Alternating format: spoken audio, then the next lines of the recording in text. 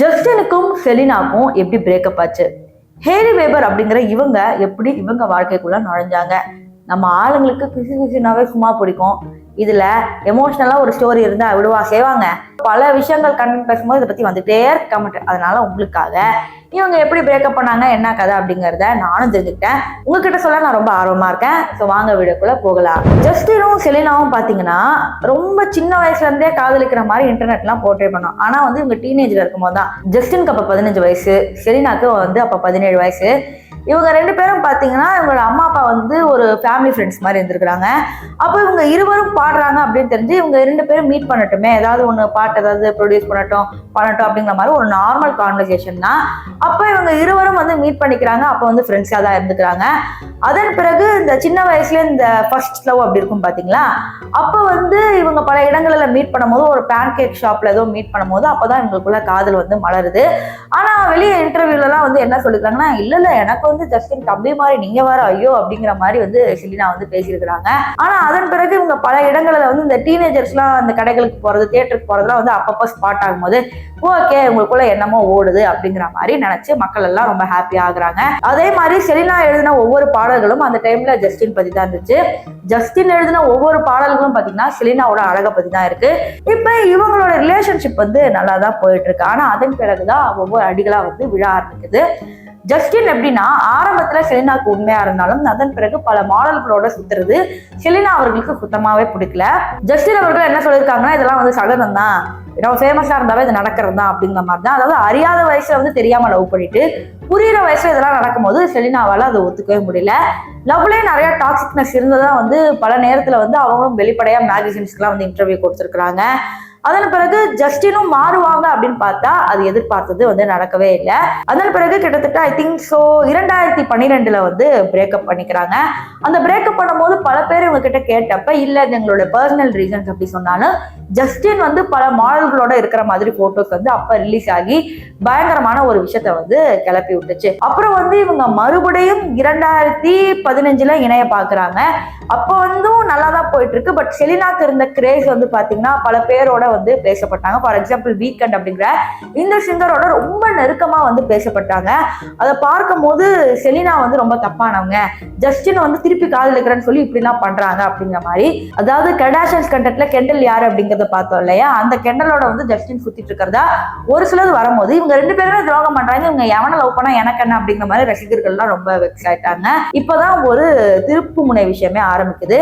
2018 பாத்தீங்கன்னா செலினாக்கு வந்து kidney failure, ஹாஸ்பிட்டல்ல அட்மிட் ஆகுறாங்க. உயிர் பிழைக்கவே முடியாது அப்படிங்கிற ஒரு நிலை வருது. எல்லா நியூஸ்லயும் பரபரப்பா பேசப்படுது. ஜஸ்டின் தெரிஞ்ச உடனே அப்பவே செலினாவை பார்க்க குடுக்கணும்னு ஹாஸ்பிட்டலுக்கு போறாங்க. இப்போ இந்த மாதிரி சமயத்துல தான் 2018 மிட்ல ஹேலி வெபர் வந்து உள்ள வராங்க. இவங்க இருவருக்கும் வந்து காதல் மலரல, பட் டேட் போயிட்டு இருந்துச்சு. அப்ப செலினா ஹாஸ்பிட்டலுக்குள்ள ஐசியூல இருக்கும் போது இவர் வெளியே உட்காந்து அழுத இந்த இமேஜஸ் இன்டர்நெட் ஃபுல்லா வைரல் ஆகுது. என்னதான் பல பேரோட டேட் பண்ணாலும் அந்த காதல் அப்படிங்கிறது ஒரு மேலதானே இருக்கும் அப்படிங்கிற மாதிரி ரசிகர்கள்லாம் கமெண்ட் பண்ண ஆரம்பிச்சாங்க. ஜஸ்டின் அது வரைக்கும் கார் துப்பிட்டு இருந்தவங்க அந்த சம்பவத்துக்கு பிறகு இல்ல ஜஸ்டின் உண்மையாதான் காதலிக்கிறாங்க அப்படின்னு நடக்குது. அதன் பிறகு செலினா அவர்கள் எப்படியோ காப்பாற்றப்படுகிறார்கள். அந்த எப்படியோ காப்பாற்றப்படுகிறார்கள் அப்படிங்கிறது நீங்க தெரிஞ்சாகணும். செலினாவோட ரொம்ப க்ளோஸ் ஃப்ரெண்டான பிரான்சிஸ் அவர்கள் தன்னுடைய ஒரு கிட்னியை வந்து கொடுத்துடுறாங்க. ஆனா செலினா அதன் பிறகு எல்லா இன்டர்வியூல என்ன தெரியுமா மென்ஷன் பண்றாங்க, என்னோட பெஸ்ட் ஃப்ரெண்ட் யாருன்னு கேட்டீங்கன்னா அது வந்து டெய்லர் ஸ்விஃப்ட் தான், வேற யாரும் இல்லை அப்படின்னு சொல்லிட்டு ரசிகர்களிடையே ஒரு பெரிய கோபத்தை உண்டாக்குச்சு. அதாவது உன் உயிரை காப்பாற்ற ஒரு கிட்னியவே உனக்கு கொடுத்துட்டா நீ வந்து இன்னொருத்திய ஃப்ரெண்டுன்னு சொல்லிட்டு தெரியலையா, இப்பதான் போயிட்டு உன ஜஸ்டின் ஏன் விட்டு போயிட்டாரு அப்படிங்கிற மாதிரி. என்னதான் இவ்வளவு அலிகேஷன்ஸ் வந்தாலும் ஹாஸ்பிட்டல்ல இருந்து அவங்க மறு உயிர் பெற்று வரும்போது இவங்க இருவரும் சரி கொஞ்ச நாள் திருப்பி டேட் பண்ணி பார்க்கலாமா, ஏன்னா வந்து ஒரு எமோஷனல் சைடு இருக்கும்ல, என்னதான் பிரேக்கப் ஆனாலும் திடீர்னு நம்ம லவ்வர் வந்து வெளியே உட்காரும் போது மறுபடியும் அவங்க மேல ஒரு காதல் அந்த உணர்வு வரும் பாத்தீங்களா, அது போலவே மறுபடியும் இவங்க கொஞ்ச நாள் டேட் பண்ண ஆரம்பிச்சாங்க. வெளியே போனாங்க, தியேட்டருக்கு போனாங்க, சாப்பிட்டாங்க, மீடியாஸ் எல்லாம் சுத்தி வந்துட்டு தான் இருந்துச்சு. இவங்க இப்ப கல்யாணம் பண்ணிப்பாங்க, அதாவது அந்த ஒரு பின்பம், அதாவது ஹாஸ்பிட்டல் இருக்காங்க, வெளியே இருக்காங்க, இப்ப அடுத்து கல்யாணம் தான், அப்படியே வேற மாதிரி அப்படியே இவங்க வச்சு ஒரு படமே இயக்கிடலாம் அப்படிங்கிற அளவுக்கு எல்லாம் வந்துட்டாங்க. ஆனா அந்த டேட்டிங் அப்படிங்கிறது டேட்டிங்கா பார்க்கப்படல. கடைசியா கொஞ்ச நேரம் வந்து ஸ்பெண்ட் பண்ணிக்கலாம், அதாவது நம்ம ஃப்ரெண்ட்ஸா இருந்துக்கலாம் அப்படிங்கிற மாதிரி இவங்க இருவரும் வந்து முடிவு பண்றாங்க. அததான் வந்து மக்கள் டேட்டிங்கா அப்படிங்கிறது தப்பா எடுத்துட்டாங்க. அப்புறம் செலினா மறுபடியும் இதுல இருந்து வெளியே வந்துடுறாங்க. ஆனா ஜஸ்டின் பாத்தீங்கன்னா இந்த டேட்டிங் பிரேக்கப் முடிஞ்ச பிறகே வந்து ஹேலி பேபரை வந்து கல்யாணம் பண்ணிக்கிறாங்க. இதுல ரொம்ப பாவப்பட்ட ஒரு ஜீவன் யாருன்னு பாத்தீங்கன்னா ஹேலி பேபர் தான். இவங்க இப்போ ரோட் அப்படிங்கிற ஒரு லிப் பாம் கம்பெனி பயங்கரமா போயிட்டு இருக்கு. இந்த ஐபோன்ல ஒரு லிப் பாம் மாட்டிப்பாங்க பாரு, அதெல்லாம் இவங்களோட கம்பெனி தான். ஸோ இவங்க பிஸ்னஸ் அளவில் பெரிய அளவில் உயர்ந்து வந்தாலும் இவங்களை இப்போ வரைக்கும் எப்படி நம்ம விஜய் திரிஷா விஷயத்துல திரிஷாவையே நோண்டிட்டே இருப்பாங்க, நீ தானே வீட்டுக்குள்ள புகுந்து எல்லாத்தையும் பண்ணிட்டேன். அது போலவே ஹேலி பேபர் எப்படி சொல்லிட்டு இருந்தாங்கன்னா, நீ தான் இவங்க 2 பேரும் பிரிச்சு விட்ட, ஒருத்தன் லவ் பண்றானா உன்னால சும்மா இருக்க முடியாது, அவனை போய் பிரிச்சு விட்டு தான் நீ போய் லவ் பண்ணுவியா, கல்யாணம் பண்ணுவியா அப்படின்னு. ஈவன் உங்களுக்கு பிரெக்னென்ட் ஆகி உங்க குழந்தையே பெத்துட்டாங்க. ஆனா இப்போ வரைக்கும் கமெண்ட் செக்ஷன்ல செலினாவை பிரிச்சதை நீ தாண்டி, செலினாவை கெடுத்தது நீ தாண்டி, ஜஸ்டினோட மனசை மாத்தினது நீ தாண்டி அப்படின்னு நீதாண்டின்னு இப்போ வரைக்கும் ஃபாரினர்ஸ் கமெண்ட் பண்ணிட்டு தான் வராங்க. ஃபார் எக்ஸாம்பிள் கொஞ்சம் வருஷத்துக்கு முன்னாடி ஒரு ஈவெண்ட்டுக்கு போயிருக்காங்க. ஃபாரின் ஷோ அப்படின்னாவே மக்கள்லாம் வெளியே நிற்பாங்க, இவங்க வந்து போஸ்ட் கொடுக்கணும். அப்ப இவங்க இருவரும் இருக்கும்போது பாத்தீங்கன்னா செலினான்னு ஹேலி பீபர் வந்து வெறுப்பேற்றுற மாதிரி பண்ணிட்டு இருந்தனால உடனே அவங்க அழுக ஆரம்பிக்கிறாங்க. உடனே ஒரு கூலிங் கிளாஸ் கொடுத்து அதை மாட்டிக்கிறாங்க. இந்த சீன் எல்லாம் பார்க்கும்போது பயங்கர எமோஷனலா நிறைய பேர் என்ன சொன்னாங்கன்னா, அபியூஸ் பண்றதுக்கும் ஒரு அளவு இருக்கு, கிண்டல் அடிக்கிறதுக்கும் ஒரு லிமிட் இருக்கு அப்படிங்கிற மாதிரி பல பேர் சொன்னாங்க.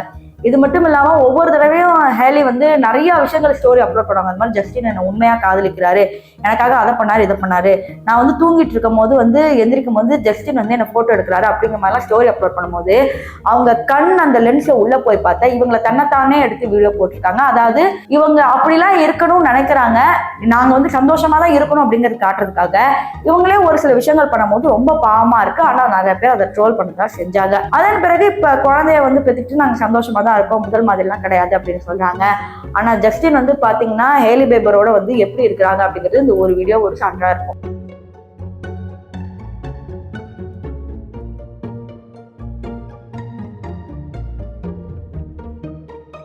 ஸோ இப்படிதான் மனைவியை மதிக்காம இவர் வந்து பண்ணிக்கிட்டு இருக்காரு.